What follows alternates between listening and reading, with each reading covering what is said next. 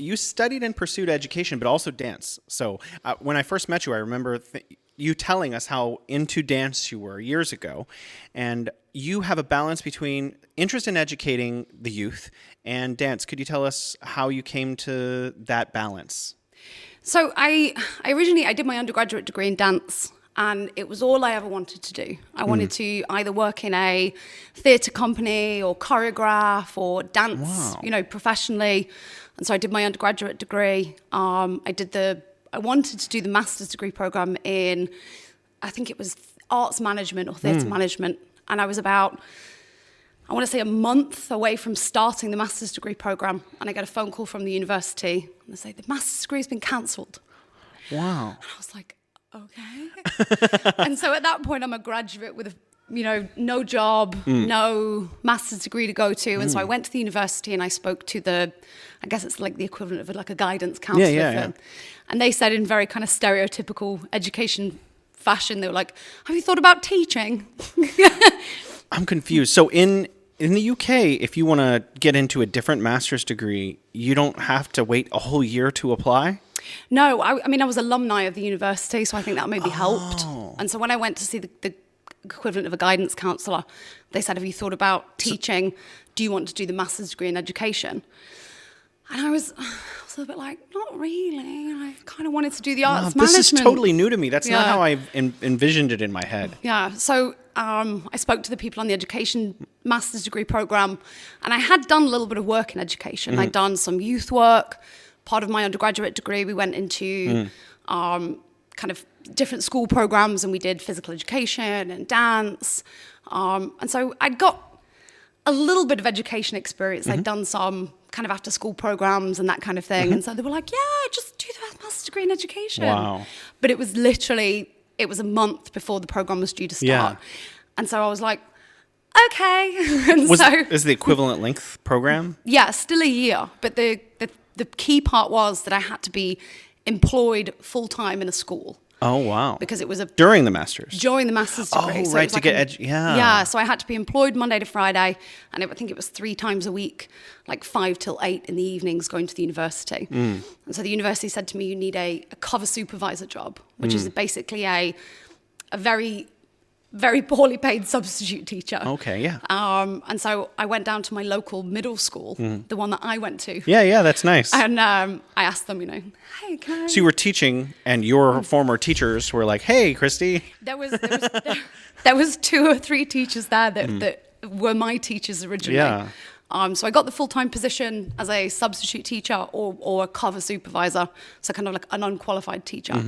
And I adored it. It was such a wonderful job. I would go into the office in the morning.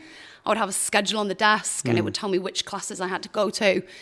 And it was such a brilliant opportunity to teach a multitude of subjects and really have to think on your feet to... Yeah. What ages were that? That was middle school, so that was 11 to 14. So different levels. You had different grades that you were actually teaching. Yeah, so age 11 to age 14, which is equivalent of year 7 to 9 in British education. Were you teaching one subject? No, multiple subjects. Multiple subjects from multiple levels. Yeah. That sounds like a lot to take on all at once. And having no formal education experience before that, which is essentially what a cover supervisor is. You're just supervising the class, essentially. Okay. And so you go into the classroom, and it might be the 11-year-olds for history for 55 minutes.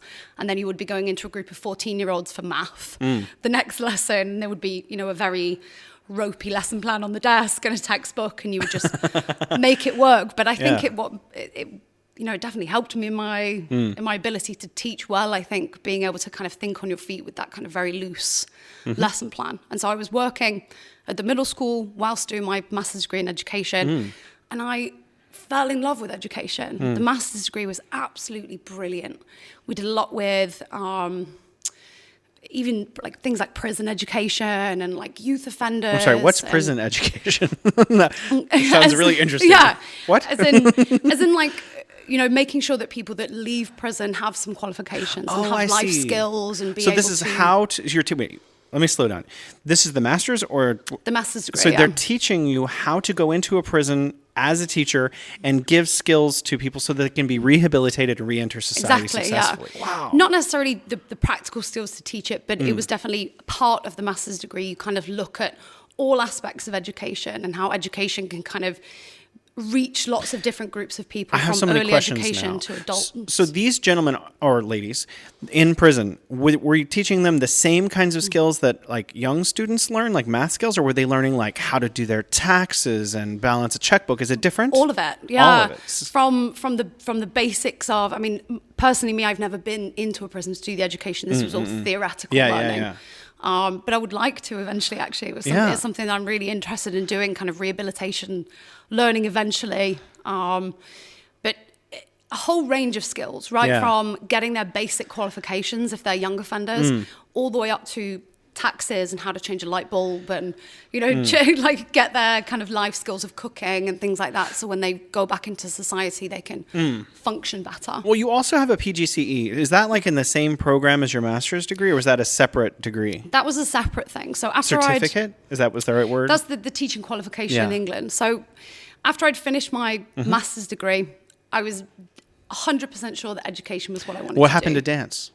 So I kind of put that to the side and decided, yes, I want to teach. I really want to teach. This sounds great.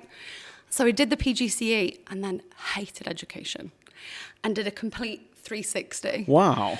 And I think the PGCE, it wasn't what I expected it to be. I think doing the master's degree in education first was so enlightening, that education can be so magical and it can touch lots of different lives and lots of different areas, which of course it should. Education should be able to reach that many people. But then when you do the PGCE and you learn how to teach the, essentially like the state standards or the core curriculum, it's very restrictive. And it's kind of a very one-track program that you have to teach in this specific way by these guidelines, and any deviation of that is really not allowed. Is it in the United States where the problem is teaching to the test kind of issue? Exactly, yeah. Exactly. And it was kind of disheartening to me that I'd done the master's degree and expected it to be kind of rainbows and unicorns of education, and then it really wasn't. So after I'd done my teaching qualification, I was like, I don't want to teach anymore. So Hello.